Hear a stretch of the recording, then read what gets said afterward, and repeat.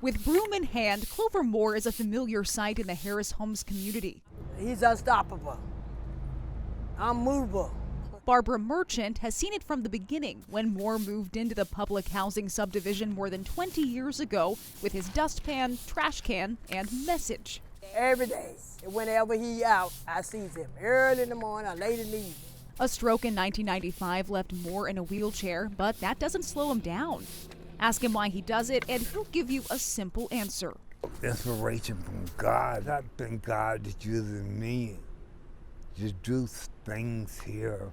His mission sometimes needs support. And he's an Alabama fan, so I gave him several hats. He is fade him in the sun. Like that hat he wears out, brooms and dustpans and garbage cans. One thing that doesn't seem to wear out, Moore himself. I'm 100 years old and physically able to do what I'm doing now. I'm going to do it. Catherine Page, ABC 3340 News.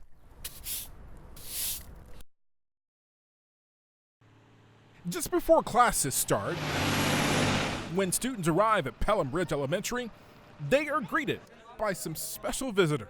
The Pelham Panther football players, standing in line, giving out high fives and big smiles. This is all part of the Adopt a Football Player program in Pelham schools. So it's something we wanted to get our kids back into our community in some way. Head football coach Tom Causey and his wife came up with the idea, and the reason why may surprise you. We do this, it's not really a service deal. We're doing it to put a little pressure on our players, help us to grow and mature and understand that these kids look up to us regardless. Have a good day. It is all about accountability. They want the players to know the elementary students are watching them constantly. All the King's men managed to put me back together. Mrs. Screw's second grade class adopted freshman Seth Branham. He remembers when he was the elementary student. Now he's the player. It feels a little different, but I can remember when I was there and I can put myself in their shoes. The best part, he says, coming here and seeing them smile, because it's not like a regular high school. They always smiling and asking funny questions. Fifth grade teacher Scott Mains's class adopted 2 football players because he says his students do see them as role models. My kids sometimes end up at the high school games and they know that that's my player down there, that's my guy. They are the players connecting with the students in the classroom, having an impact off the field, and scoring big with the young friends who call them heroes. In Pelham, Wendell Edwards, ABC 3340 News. Every Sunday, without fail, you will find Foster Woodrick here at Mount Moriah Baptist Church in Pratt City. I'm still serving as best I can. And the light shineth in darkness. He used to serve as superintendent of Sunday school, but the truth is, at age 88, he's been serving most of his life. It was in me, instilled in me by both my mother and father. He was born in Walker County, grew up in Pratt City. He married his wife in 1947, and then a mere 5 years later, he got the call to serve his country. I remember that I was notified by mail to report, and that I did. I was sent to Fort Jackson, South Carolina for training, for basic training. He was drafted at a time that saw blacks in a whole different war, fighting racism and discrimination. Woodrick still wanted to serve America. How did you feel representing a country that back home made you less than a man? Proud. Still? Proud. Why? Because I was doing my duty. He quickly rose in the ranks, promoted from private first class to corporal, from corporal to sergeant, and finally to sergeant first class, leading his platoon. There was a demilitarized zone there at the 38th parallel.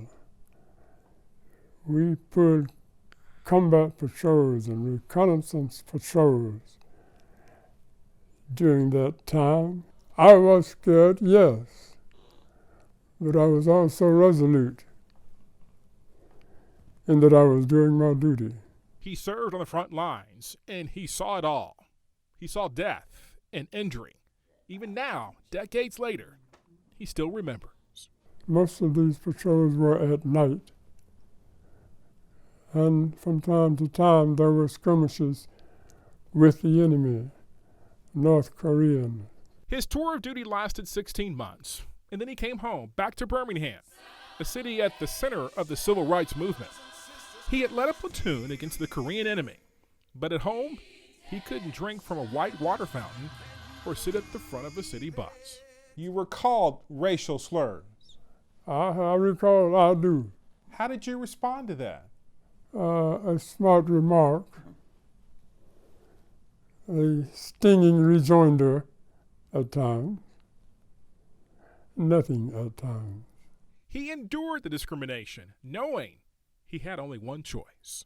My mindset was to be the best that I could be at everything that I did, so that the world could see that I was at least up to par with its standards. He worked for the railroad, but ended up working for the city of Birmingham at the jail. Promoted there, too, over the years to lieutenant and eventually assistant jail administrator, serving his city and his community. I tried to let my work speak for me. I had a feeling that I'm sure most people of my ilk had, and that is that this must end soon. Foster said it was his faith that carried him his whole life, a faith he still embraces. Always be faithful, and it will pay off. A soldier who never surrendered, a man who still stands tall by serving today.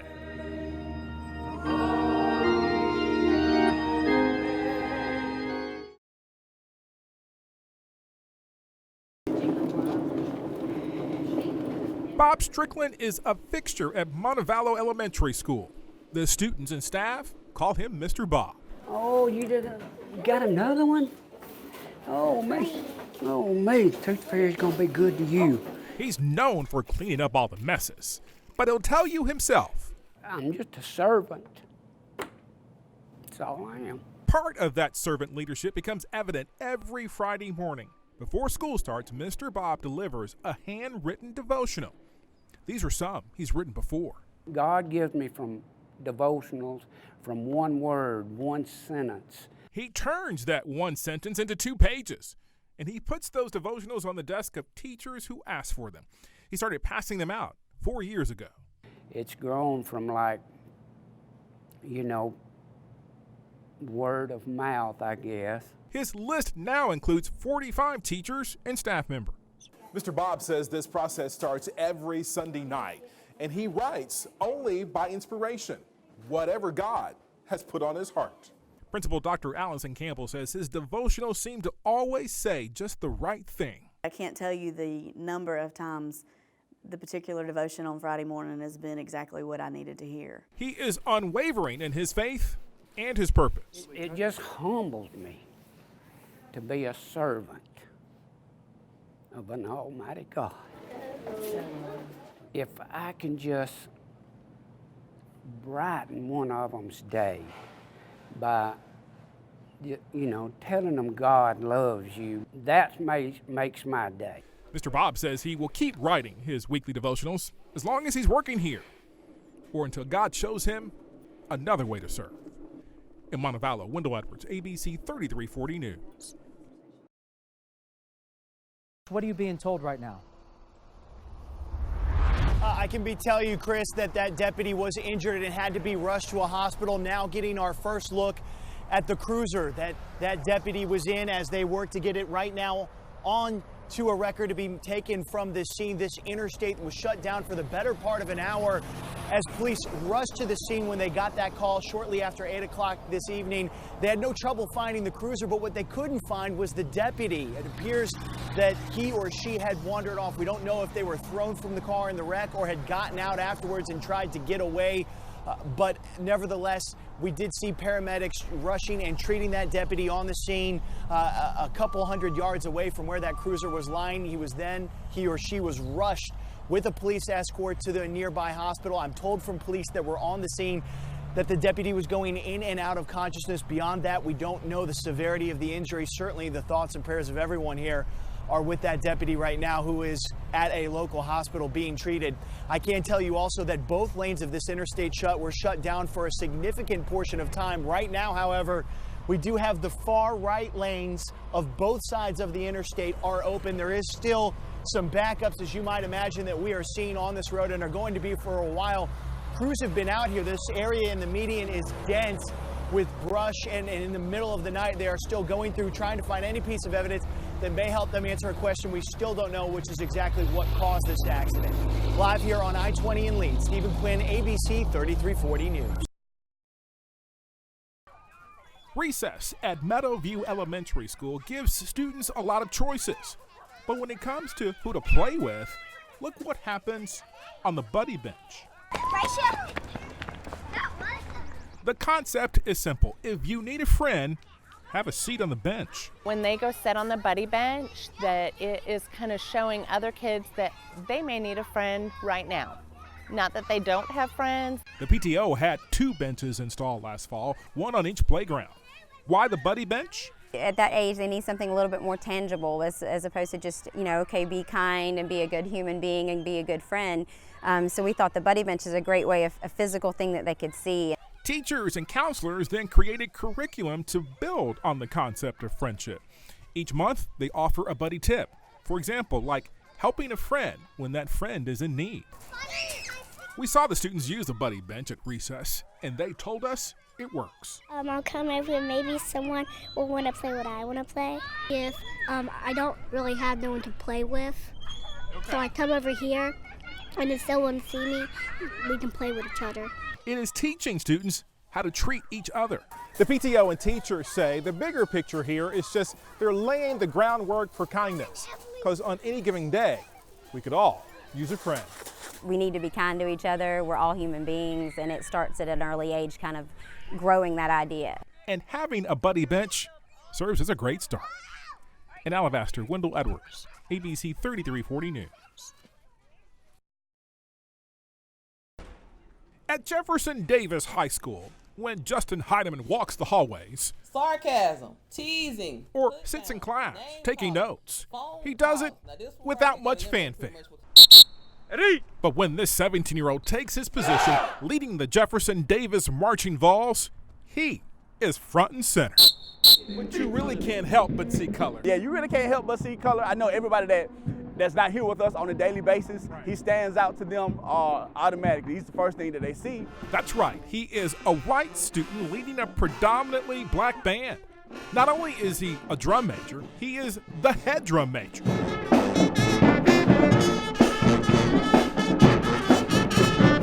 The band calls him Vanilla Funk, and it was his unique funky style that recently lit up social media. But John came to kick it with the brothers. This is Justin leading the band in the homecoming parade, complete with commentary. Look at that boy John, stop. This video went viral on Instagram within hours. And it went berserk, and I was like, oh, wow. So you're not a one-hit wonder. Yeah, I had 800 followers that morning, 800. And then I went to work. I came back, I had about 10,000. Justin admits all the attention has been overwhelming. That's why he wants to share it with his squad and fellow band members. Without this band, I wouldn't be the viral sensation. Like, oh, finally people catch the hard work that we do. And this small school from Montgomery, Alabama. He understands all the hoopla. Again, just watch him perform. Kick, stomp, woo! Look at that boy John, stop playing. But he acknowledges he's only as good as the ones who came before him. I just see it as I'm just somebody that just happens to be a different race that does what other people have done. The viral video sensation proving it's not how you look, but what you can do that truly sets you apart. In Montgomery, Wendell Edwards, ABC 3340 News.